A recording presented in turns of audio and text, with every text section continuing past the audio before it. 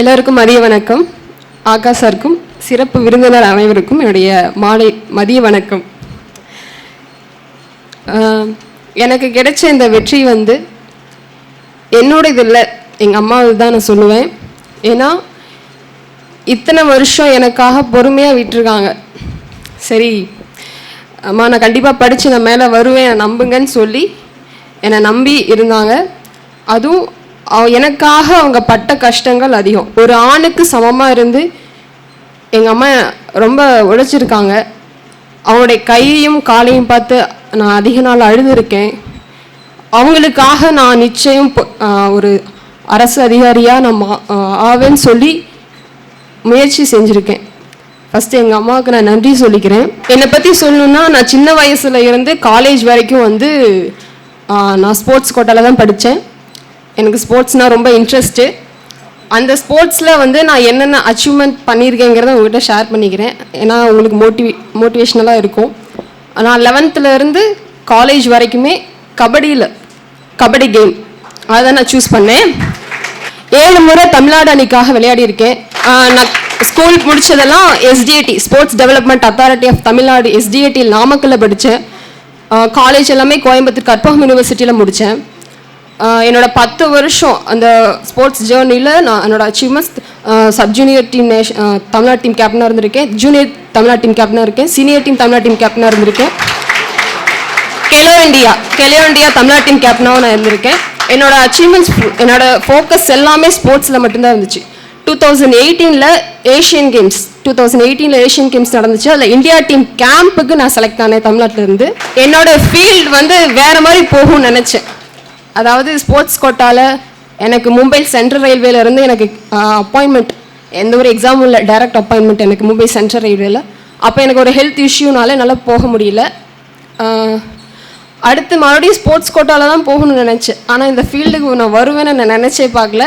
எங்கள் அண்ணா போலீஸ் தான்.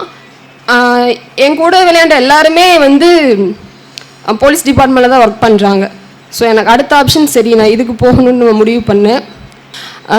படிக்கிறது ரொம்ப டிஃபிகல்ட்டாக இருந்துச்சு. ஏன்னா ஃபுல்லாக நம்ம ஸ்போர்ட்ஸில் இருக்கிறவங்க பெருசாக படிக்க மாட்டாங்க. அது எல்லாருக்குமே தெரியும். எல்லாருக்குமே காலேஜ் இருக்க எல்லாருக்குமே ஸ்போர்ட்ஸில் ஃப்ரெண்ட்ஸ் இருப்பாங்க. ஸ்டடீஸில் பெருசாக கான்சன்ட்ரேட் பண்ண மாட்டாங்க. எனக்கு பெரிய சவாலாக இருந்துச்சு. நான் படிப்பேன் தான், ஆனால் அவ்வளோக்கா படிக்க மாட்டேன். ஃபுல்லாக ஸ்போர்ட்ஸில் கான்சன்ட்ரேட் பண்ணனால எனக்கு இது பெரிய டிஃபிகல்ட்டாக இருந்துச்சு. அதுவும் இதுக்கு முன்னாடி எந்த ஒரு காம்படிட்டிவ் எக்ஸாமுக்கு நான் ப்ரிப்பேர் பண்ணது கிடையாது. ஸோ எனக்கு இது ரொம்ப டாஸ்காக தான் இருந்துச்சு. நான் எப்படி படித்தேன்னா, சிலபஸில் இருக்க டாபிக்ஸ், அடுத்து ப்ரீவியஸ் இயர் கொஷின், அடுத்து அந்த பாக்ஸ் கொஷின், புக் பேக், எதெல்லாம் இம்பார்ட்டனோ அதை மட்டும் அதிகம் ஃபோக்கஸ் பண்ணேன். அதையும் ரிவிஷன் பண்ணேன். ஒரு கரெக்டான ஒரு ஷெடியூல் போட்டு அதிகம் அதை ரிவிஷன் பண்ண, டெஸ்ட் பேட்ச் ஜாயின் பண்ணி அதை படிக்க. ஸோ கிடைச்ச டைமை கரெக்டாக நான் அதை யூஸ் பண்ணிக்கிட்டேன். நான் எக்ஸாமில் கிளியர் பண்ணிட்டேன். அடுத்து ஃபிசிக்கல். எனக்கு நினைக்கலாம், நீங்கள் ஸ்போர்ட்ஸில் இருக்கேன் கண்டிப்பாக 15-15 எல்லோரும் நினைக்கலாம். நானும் அப்படி தான் நினச்சிட்டு இருந்தேன். என்னோடய ஃபிட்னஸ் எல்லாமே போயிடுச்சு. ஃபிட்னஸ் போய் 1.5 years ஆச்சு நான் ரெக்கவர் ஆக. அந்த 1.5 yearsக்கு அப்புறம் தான் நான் எக்ஸாமுக்கு படிக்க ஆரம்பித்தேன். எக்ஸாம் பாஸ் பண்ணேன். அடுத்து ஃபிசிக்கலுக்கு அப்படியே நான் ட்ரைனிங் பண்ண ஆரம்பித்தேன். செல்ஃப் கான்ஃபிடென்ட் தான், என்னால் முடியுங்கிற அந்த செல்ஃப் கான்ஃபிடென்ட் தான். அந்த ட்ரைனிங் எடுக்கிற அந்த ஃபிசிக்கலுக்கு ட்ரைனிங் எடுக்கிற டைம் நான் நல்லா ஒர்க் அவுட்லாம் பண்ணி எல்லாத்துலேயுமே நான் 15-15 வச்சுருந்தேன். எல்லாத்துலேயுமே டபுள் ஸ்டார் நான் வச்சுருந்தேன். இப்போ இதில் எனக்கு என்ன பெரிய ஒரு சவால்னா, ஃபிசிக்கலுக்கு ஒரு வாரத்துக்கு முன்னாடி எனக்கு டெங்கு ஃபீவர். அந்த டெங்கு ஃபீவர் 7 நாள், ஒரு வாரம் 7 நாள் ஃபுல்லாக பெட்டில் இருக்கேன். என்னோடய ஃபிட்னஸ் ஃபுல்லாக போயிடுச்சு. 5 கிலோ அசால்ட்டாக நான் குறைஞ்சிட்டேன். அம்மாவை பிடிச்சி நான் அழுகிறேன். அந்த 10 வருஷம் ஸ்போர்ட்ஸ் ஃபீல்டில் நான் கஷ்டப்பட்டது சொல்ல முடியாது. அம்மாவுக்கு தெரியும். 26 வயசு இருக்குது. இப்போ எனக்கு 26 வயசு. இது வரைக்கும் எங்கள் அம்மா விட்டுருக்காங்க. இது வரைக்கும் நிச்சயமாக நான் சாதிச்சிருவேன், நிச்சயமாக ஒரு வேலைக்கு நான் போயிடுவேம்மா, என்ன நம்புங்கன்னு சொல்லி எங்கள் அம்மா என்ன நம்புனாங்க. ரொம்ப கஷ்டப்பட்டுருக்கேன். மறுபடியும் இப்படி ஒரு இன்ஜுரி ஆச்சு. அதுலேருந்து ரெக்கவர் ஆகி வந்தேன். இப்போ மறுபடியும் ஒரு டெங்கு ஃபீவர். எனக்கு ஃபிசிக்கலுக்கு ஒரே வாரம் தான் இருக்குது அப்படின்னு சொல்லி ரொம்ப கவலைப்பட்டு அழுதேன். அப்புறமா நான் வீட்டுக்கு வந்ததுக்கப்புறம் கரெக்டாக ஒரே வாரம் தான் ஃபிசிக்கலுக்கு. டாக்டர் சொன்னாங்க ஒரு மாதம் வந்து எந்த ஒரு ஃபிசிக்கல் ஆக்டிவிட்டீஸ் இருக்கக்கூடாது, ஒரு மாதத்துக்கு நல்லா சாப்பிட்டு நீங்கள் நல்லா ரெஸ்ட் எடுக்கணும். ஏன்னா 5 kg லாஸ் ஆகிடுச்சு, ஸ்ட்ரென்த் எல்லாம் போயிடுச்சு. நான் ஆல்ரெடி ஸ்போர்ட்ஸ் தான் இருந்தேன், இருந்தாலும் எல்லாமே போயிடுச்சு. ஒரே வாரம் தான் இருக்குது. எல்லோரும் சொன்னாங்க சும்மா போய் அட்டன் பண்ணிட்டு வாங்க அப்படின்ட்டு. ஆனால் நான் வந்து முடியாதுன்னு தான் சொன்னாங்க.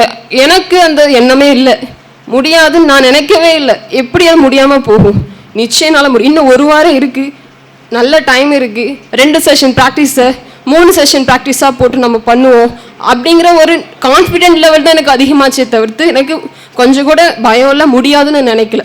வீட்டுக்கு வரேன், வீட்டுக்கு வந்து அடுத்த நாள் கிரவுண்ட் போகிறேன். ஃபஸ்ட் நாள் மயக்கம் போட்டு விழுந்துட்டேன். எல்லாத்துலேயுமே டபுள் ஸ்டார் வச்சுருந்தேன். 100ல் வந்து 15 கரெக்டாக நான் ஓடிட்டு இருந்தேன். ஃபீவருக்கு அப்புறம் நான் டெஸ்ட் பண்ணி பார்க்கும்போது 17 தான் ஓடுறேன்.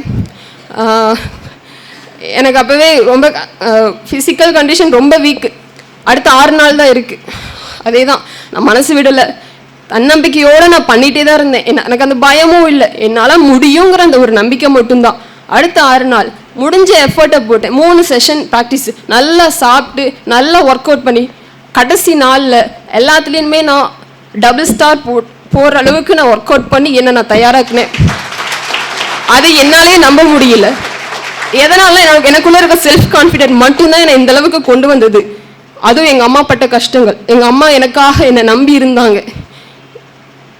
ஒரு ஆணுக்கு சமமாக எங்கள் அம்மா இருந்தாங்க.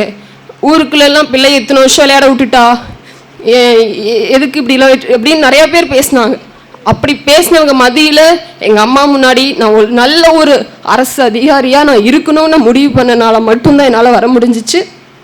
அடுத்து நான் எல்லாத்துலேயுமே டபுள் ஸ்டார் நான் போட்டேன் ப்ராக்டிஸ் டைம்லேயே. அடுத்து ஃபிசிக்கல் போகிறேன், ஃபிசிக்கல்லையும் நான் எல்லாத்துலேயுமே டபுள் ஸ்டார் போட்டு அடுத்து ஒரு ஸ்டேஜ்னால் interview, mark interview. Sir conduct பண்ண எல்லா மார்க் இன்டர்வியூ நான் அட்டன் பண்ணேன். எனக்கு ஒரு கான்ஃபிடென்ட் லெவல் கிடச்சிச்சு. ஆகாஷ் சாருக்கு ரொம்ப நன்றி சொல்லிக்கிறேன். ஸோ ரொம்ப லைஃப்பில் நிறைய ஸ்ட்ரகிள், அதை தாண்டி தான் வந்திருக்கேன். உங்கள் லைஃப்லேயும் நிறையா ஸ்ட்ரகிள்ஸ் கண்டிப்பாக இருக்கும், இல்லாமல் இருக்காது. ஒரே ஒரு விஷயந்தான், டைம் வேஸ்ட் பண்ணாமல் படிங்க. நான் பண்ணது ஷெடியூல் போட்டு கரெக்டாக எதை படிக்கணுமோ அதை மட்டும்தான் படித்தேன். அதனால தான் என்னால் ஜெயிக்க முடிஞ்சிச்சு. Syllabus, previous year question, book back box, எதெல்லாம் முக்கியமானதை மட்டும்தான் நான் படித்தேன். அதனால தான் சீக்கிரம் வர முடிஞ்சிச்சு. அதே சமயம் தன்னம்பிக்கை. சுற்றி எல்லோரும் முடியாதுன்னே சொல்லிட்டாங்க, எனக்குள்ளே முடியாதுன்னு தான் நினச்சேன். ஆனால் மறுபடியும் ஒரு மனசு, உன்னால் முடியும், நீ ஜெயிப்ப முடியும் அப்படின்னு சொல்லி அந்த ஒரு செல்ஃப் கான்ஃபிடென்ட்டோடு என் லைஃப்பை ரன் பண்ணேன். ஸோ உங்களுக்கு அதே தான், நிச்சயமாக உங்களால் முடியும். எல்லாருக்கும் ஆல் தி பெஸ்ட். காவல் உதவி ஆய்வாளர் ஜீவிதா அவர்கள், sub inspector of police Jeevitha அவர்கள் தன்னுடைய பெற்றோருடன் இவ்விருதினை பெற்றுக் கொள்கிறார்.